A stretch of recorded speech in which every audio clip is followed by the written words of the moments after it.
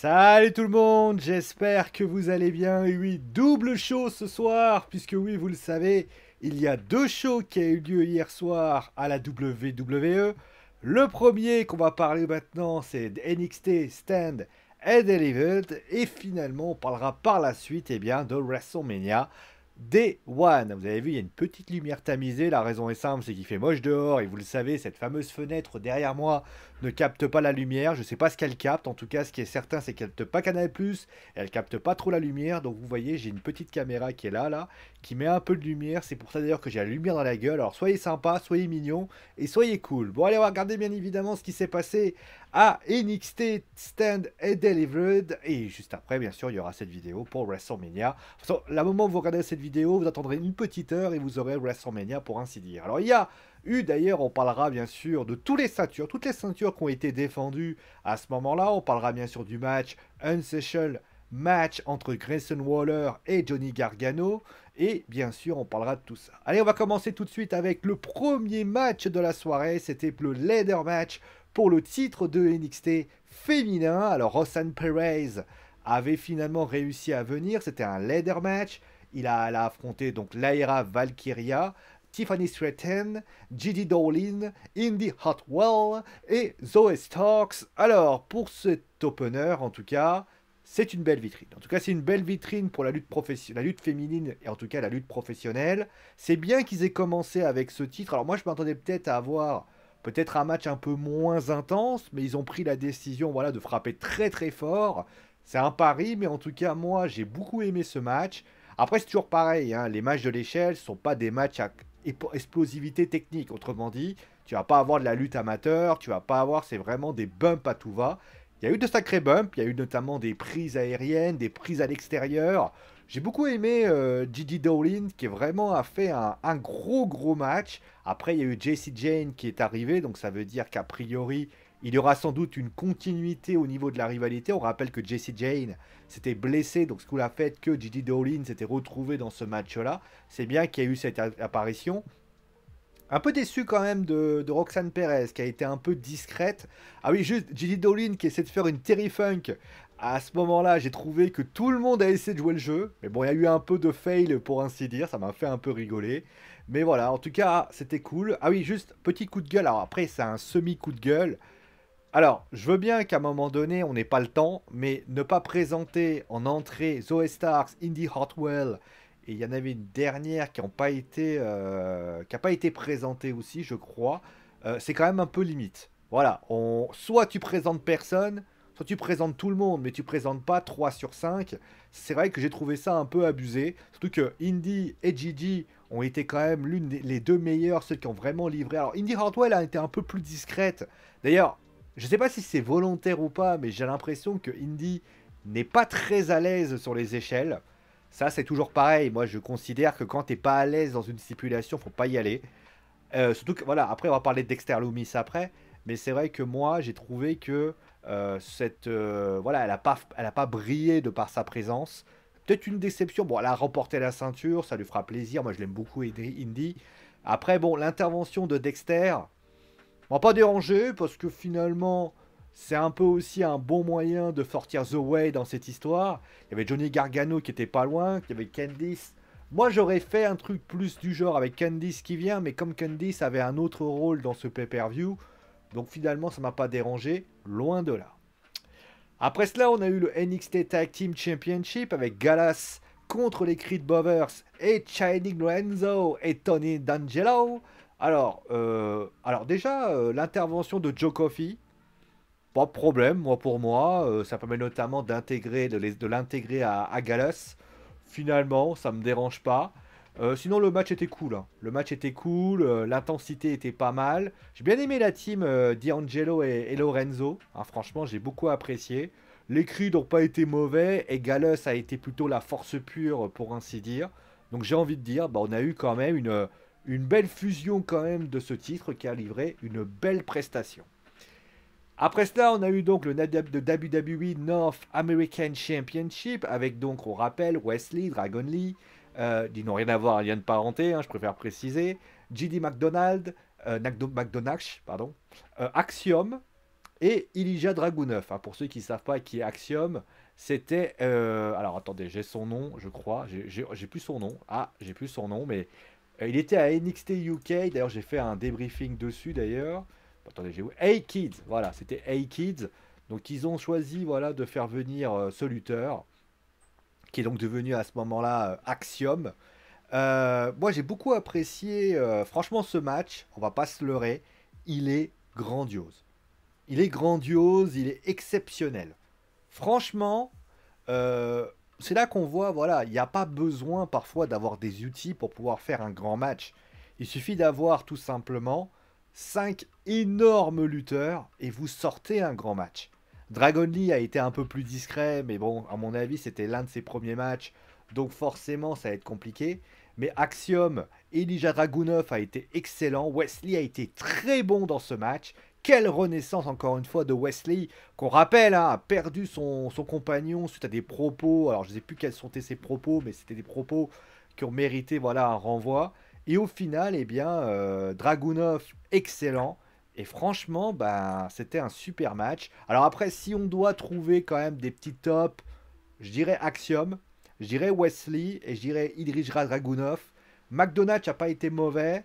Et Dragon Lee a été pas mauvais non plus, mais franchement, c'était vraiment un choix de riche dans cette histoire. Et honnêtement, nous, on peut être. Moi, je suis ravi. Je suis ravi, franchement, du boulot qu'ils ont fait, le travail qu'ils ont fait.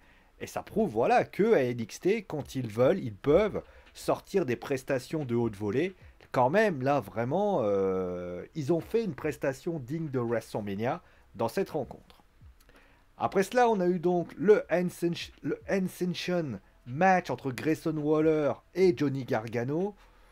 Bah, on le sait, dans ce style de match, souvent, d'ailleurs, la WWE est réputée du fait, c'est déjà arrivé qu'il y a des matchs comme ça. Maintenant, quand on a ce style de match, il faut toujours aller plus loin. Ah, bien sûr, dans le respect de la PGRA, bien sûr. Mais plus vous allez loin, plus vous allez tendance, on va dire, à faire mal. Et au final, ça va faire mal. Et si, franchement, c'est pas à la hauteur d'un Tommaso Ciampa contre Johnny Gargano, où c'était vraiment aller très très loin, mais ça quand même, Grayson Waller fait quand même une belle prestation. Le public d'ailleurs l'a scandé son nom. Johnny Gargano aussi a livré une très belle prestation. Mais ça ne me reste pas moins que, oui, c'est un bon match. C'est un bon match, honnêtement. Vous le regarderez, vous prendrez du plaisir. Après, tu te dis, t'aurais pu faire largement mieux. Alors l'intervention de Candice n'est pas mauvais en soi. Franchement, moi j'ai apprécié l'intervention de Candice qui finalement permet d'avoir quelque chose d'intéressant à se mettre sous la dent. Mais quand tu vois ce qu'ils ont pu faire entre Tegan Nox et Dakota Kai, quand tu vois la prestation qu'ils ont fait entre Tommaso Ciampa et comment il s'appelle et Johnny Gargano, bah tu te dis ils vont aller très loin. Et Dieu sait qu'ils avaient peut-être besoin, ils auraient pu calmer le jeu et mettre le feu à une puissance comme jamais. Parce qu'il y avait il y a quelques semaines AEW Revolution avec John Moxley qui faisait face au Handman Adam Page. S'ils avaient voulu, ils auraient pu aller encore plus haut. Et malheureusement, ils n'y sont pas allés. Il y a eu quelques poubelles, il y a eu quelques chaises, il y a eu quelques petites choses. Mais c'est vrai qu'on a eu l'impression que il y a un petit goût d'inachevé. Maintenant, celui qui regarde ça et qui se dit tiens, je vais regarder ça tranquille, il va apprécier la rencontre et au final, bah, moi je suis pas globalement mauvais par rapport à ça. Après cela, on a eu donc le NXT Women Tag Team Match entre Fallon Henley et Kenna James contre Isla Dawn et Abba Fire.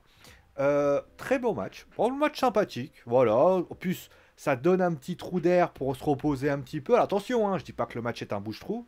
Loin de là. Mais en tout cas, c'était un match voilà, sympathique au demeurant. De bons spots. Voilà, de bons spots. Alors, le final est plus intéressant dans le sens où, bah, avec ce qu'a fait son partenaire, plutôt son compagnon, la question c'est maintenant que va faire Kiana James. Est-ce que Kiana James va lui en tenir rigueur? Est-ce qu'il va pas en tenir rigueur? On sait que notamment à NXT, il y a cette petite distension comme quoi on semblerait que Tiana se moque de son partenaire. Et au final, bah, on peut se poser la question de comment les choses peuvent être faites. Je ne sais pas, en tout cas pour Isla Dawn et Aberfire, on se rappelle à l'époque, on avait fait un débriefing entre les deux où ils s'étaient tapés dessus d'une violence comme jamais. Bah là, on peut dire que bah, ils sont restés là, ils ont fait des bonnes choses, et ça, c'est cool. Et on va terminer avec le main event, Braun Breaker qui fait donc face à Carmelo Hayes. Match sympa, franchement, match sympa. Peut-être un manque d'intensité, c'est vrai. Mais après, moi, je m'attendais peut-être. Après, l'intensité n'a jamais été non plus la force d'un breaker. Ça, c'est vrai que ça peut être pas mal. Mais après, voilà, les deux ont livré une prestation globalement intéressante. Bon, la défaite de Braun indique une chose, hein, c'est que Braun va sans doute partir du côté de Raw ou de SmackDown. Surtout que si on suit la logique, Roman Reigns va sans doute quitter, enfin va sans doute se mettre en retrait par rapport à la WWE, donc il va falloir un face dans cette histoire. Est-ce que Braun va pas le porter, hein, ce rang de face, mais voilà, Braun va peut-être pouvoir justement apporter ça. Après la question c'est comment ils vont faire avec finalement un personnage qui existe, hein, du côté de NXT, mais qui reste encore une fois, est-ce qu'il va pouvoir faire passer l'essai? Ça, c'est une question. En tout cas, la victoire de Carmelo, moi je suis content pour Carmelo Hayes, qui est quand même un très bon lutteur, dont on parlait beaucoup, notamment du côté de la hard business. Bah, c'est ce qui se passe, il était là, et franchement, c'était cool. La victoire est cool. Alors, par contre, j'ai pas compris la fin. Je veux dire, il y a eu une intervention de Trick Williams. Alors, Carmelo ne le voit pas, mais on se dit, bon, il fait une intervention, il est heal, pourquoi pas? Mais je comprends pas pourquoi Braun le félicite en fait. Moi, il aurait pas fait d'intervention, il aurait gagné clean, bon, allez, pourquoi pas? À la limite, il aurait dit à Trick Williams, qu'est-ce que tu fais, qu'est-ce que tu fais? J'aurais dit, pourquoi pas? Sauf que là, il gagne pas clean, enfin, il gagne pas clean, des interventions. Et là, il lui serre la main, il lui tend la main, et finalement, il gagne. Alors après, on peut imaginer peut-être, tu sais, ça arrive souvent, pour le final, un côté... Alors, je sais, d'ailleurs, je vais en parler de ça après. Euh, Ce match-là, il aurait pas dû être en main event. Voilà, je le dis clairement, j'expliquerai ça pourquoi après. Mais voilà, honnêtement, moi, je vois pas l'intérêt. Honnêtement, voilà. Donc voilà. Maintenant, on va parler un petit peu, voilà, je disais, je l'aurais pas mis en main event parce que je pense que le message qui aurait été plus intéressant, ça aurait été The Way. Parce que The Way qui est en train de congratuler avec un show qui se termine. Ah oui, j'en ai pas parlé d'ailleurs, juste pour la fin. The Way qui congratule, etc. Et qui a un certain No One Will Survive qui arrive, donc Tommaso Ciampa, ça aurait été énorme. Alors pourquoi Tommaso Ciampa n'est pas là? Ça, j'en sais rien. On n'a pas trop d'informations sur lui. Mais bon, après voilà. Sinon, le bilan, pour un show près au WrestleMania, franchement, Stand and Delivered, c'est bien. Les matchs sont très bons. Il y a parfois des déceptions sur des organisations. Il y a des déceptions sur la façon dont les choses ont été mises en place. Mais franchement, quand je regarde certains matchs et que je regarde certains matchs à WrestleMania, j'ai envie de dire qu'il y en a certains, ils auraient été à WrestleMania, j'aurais pas boudé mon plaisir. Franchement, il y a du très très lourd dans cette rencontre. Le match entre Grayson Waller et Johnny Gargano, s'ils avaient été un peu plus intenses, ça aurait pu. Wesley, alors je sais que certains... Oui, surtout que on a besoin de les voir. Le WWE Universe a besoin de les voir. Et là, un Wesley, Ilja Dragunov, Axiom, JD McDonald et Dragon Lee à WrestleMania, ça aurait été énorme. Le WWE NXT Women's Championship avec le Deader Match, avec ces 5-là, ça aurait été énorme. Tout le monde aurait dit waouh!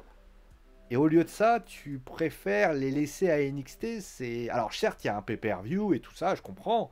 Mais moi, mon point de vue, il y a quand même de la qualité. Surtout que je pense que dans les années qui vont venir, il faut arrêter d'imaginer que NXT est à part. NXT est un show de la WWE. D'ailleurs, pas mal de personnes continuent à penser que NXT n'est pas un show de la WWE.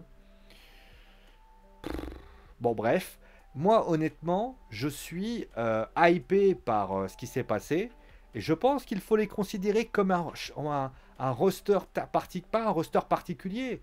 Là, un truc comme, tu vois 5 lutteuses et 5 lutteurs comme ça, honnêtement, ça fait une belle vitrine. Les gens, ils regardent ça et ils se disent, putain, je vais aller voir à NXT. Les audiences sont pas ouf, il y a un bon moyen de les mettre en avant. ça peut être cool. En tout cas, moi, c'est mon point de vue. Donc voilà. Je t'invite bien sûr à me dire ce que tu as pensé de ce show. On va se retrouver d'ailleurs dans... Alors, quand est-ce que je vous le mets, WrestleMania? Ouais, dans une petite heure environ. Comme ça, à la limite, vous avez vous avez le PLE de Stand and Delivered, je vous le proposerai à 20 h. Et comme ça, à 21 h, vous aurez WrestleMania et vous pourrez tranquillement le regarder. Voilà. Prenez soin de vous, amusez-vous bien. Et à dans une heure, si vous voulez suivre le débrief de WrestleMania. Ciao tout le monde!